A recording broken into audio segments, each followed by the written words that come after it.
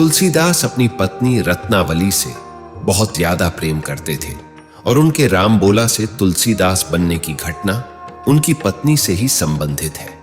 तुलसीदास जी और उनकी पत्नी रत्नावली का एक पुत्र था जिसका नाम तारक था, परंतु कालचक्र को कुछ और ही मंजूर था और उनके पुत्र तारक का छोटी आयु में ही देह त्याग हो गया। अपने पुत्र के इसी वियोग में उनकी पत्नी अपने मायके चली गई।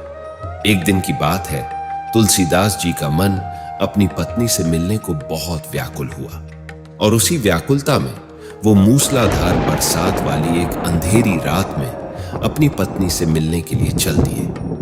पत्नी के मायके वाले रास्ते में एक नदी पड़ती थी और उस रात उस नदी में बहुत ज्यादा पानी था। कहते हैं कि वो नदी पार करने के लिए एक तैरते हुए मृतक शरीर को लकड़ी की नौका समझकर नदी पार कर गए।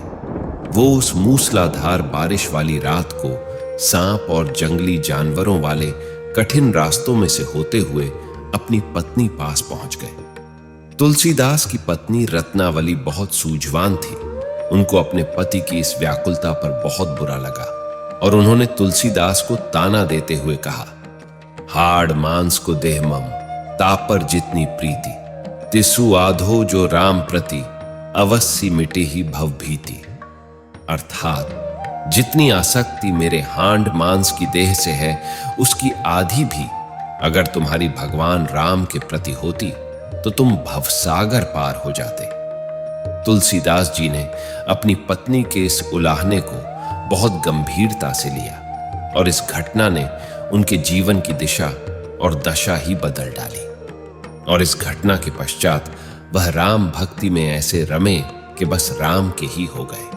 भारतीय संस्कृति की ऐसी और जानकारियों को जानने के लिए हमारे YouTube चैनल और सोशल मीडिया प्लेटफॉर्म्स पर हमें लाइक, सब्सक्राइब और फॉलो करें। धन्यवाद।